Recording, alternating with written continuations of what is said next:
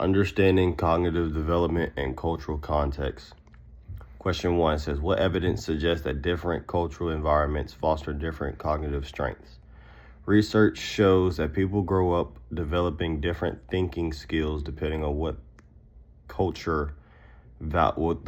their culture values are. For example, kids in cultures that emphasize teamwork and community often get good at observing others, working together, and remembering things in context. On the other hand, kids raised in cultures that value independence and competition tend to do better at analytical or abstract thinking. So intelligence isn't just one thing. It can look different depending on cultural background and experiences.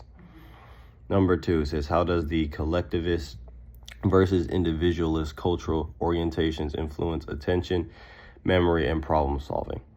In collectivist cultures like many Asian, African, or Latin American ones, people often pay more attention to relationships and context. They might remember social details better and approach problems in a group-focused or cooperative way.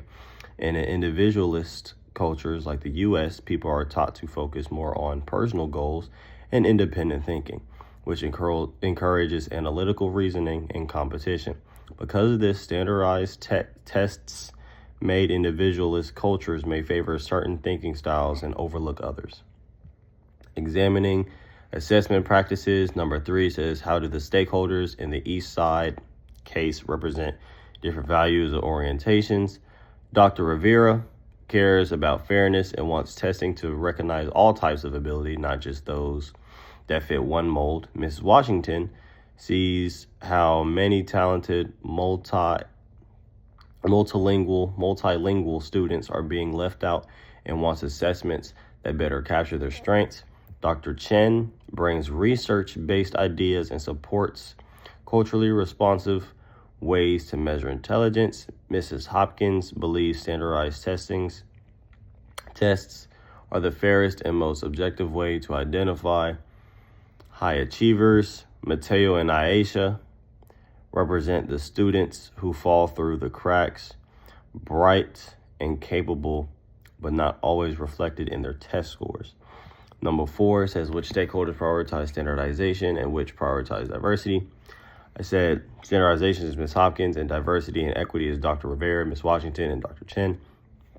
And the student voices are Mateo and Aisha, who show why a more flexible and culturally aware approach is needed. Number 5 says, what underlying beliefs about education, merit, and opportunity inform each position? Mrs. Hopkins believes test scores prove ability and effort. Everyone should meet the same bar. Dr. Rivera and Ms. Washington believe that intelligence shows up in different ways and that opportunity should reflect that diversity. Dr. Chen believes that being fair means understanding cultural differences and not ignoring them. And the students believe that a real intelligence and creativity are always captured by tests. My personal reflection, I said I would need to be aware of a few biases, like assuming standardized tests are neutral or that strong English skills always mean someone is more intelligent.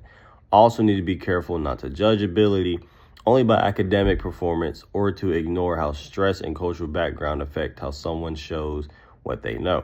To do better, I try to use different ways to measure ability, learn more about students' backgrounds, and keep questioning my own assumptions about what smart looks like. I'd also support fair systems that value all kinds of intelligence, not just one style of learning.